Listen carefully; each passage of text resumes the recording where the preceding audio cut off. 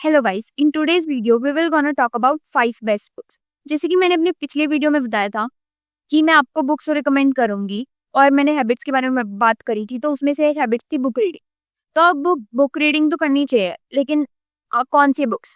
तो मैं इस वीडियो में बताऊंगी कि हमें कौन सी बुक्स पढ़नी चाहिए। तो मैं पर्टिकुलरली एक ही चीज, मतलब कि एक ही टॉपिक के सेंटर्ड बुक नहीं बताऊंगी, मैं अलग अलग चीज से रिलेटेड बुक बताऊंगी, जैसे कि फाइनेंस हो गया, कम्युनिकेशन हो गया एंड ऑल। तो ये जो बुक्स है ये मेरी पर्सनल फेवरेट है, जो कि आपको रीड करनी चाहिए और that I found the best. So let's start the video. So the first one is the millionaire fast lane. तो इस बुक में ऑथर 3 चीजों के बारे में बात करते हैं: the slow lane, the fast lane and the side walk. तो इस बुक में आपको पता चलेगा कैसे फास्ट तरीके से रिच बनना है।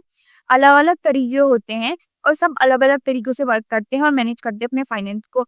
तो इसमें ऑथर बताते हैं कि कैसे आप अपने फाइनेंस को, ऑथर बताते हैं कि कैसे आप इन्वेस्ट कर सकते हो और आपको क्या करना चाहिए जिससे कि आप स्लो लेन को अवॉइड कर दो। तो ये पूरी बुक अबाउट फाइनेंस है और this is my favourite book. So let's move on to second book. The second book is rich dad and poor dad. इसमें जो ऑथर होते हैं उनके 2 फादर होते हैं, लाइक एक तो उनके real father and the second one is his friends father.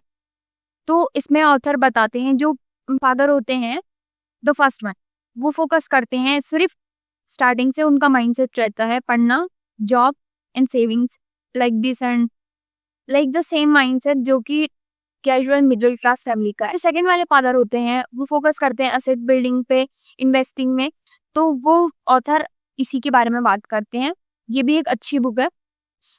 Now the second one is how.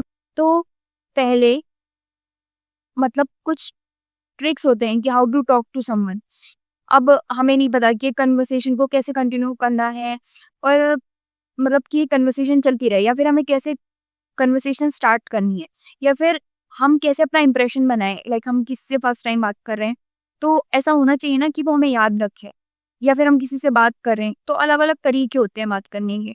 तो इस बुक में सारी वो चीज़ें बताई गई हैं कि कैसे कोई टॉपिक चूज करते हैं, कैसे टॉपिक्स आते हैं, कैसे किसी से बात करनी चाहिए और the ways to continue a conversation.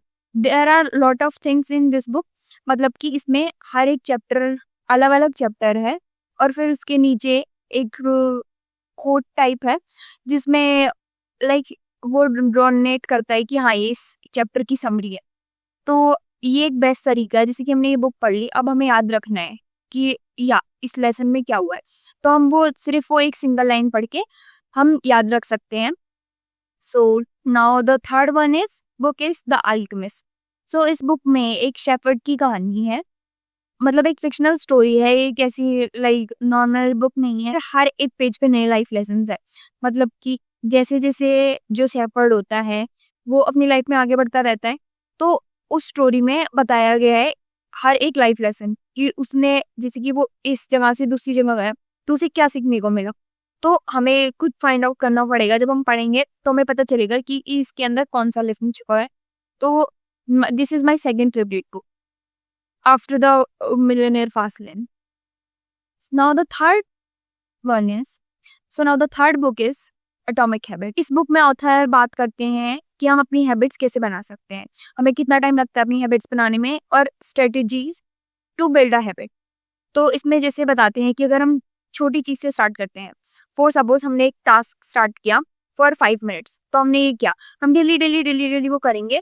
जैसे कि हमने फॉर सपोज बुक रीडिंग का ही स्टार्ट कर लिया, हम डेली 5 पेज पढ़ेंगे, तो डेली करते करते करते हमारी कम से कम 1 मंथ में एक बुक कंप्लीट हो जाएगी।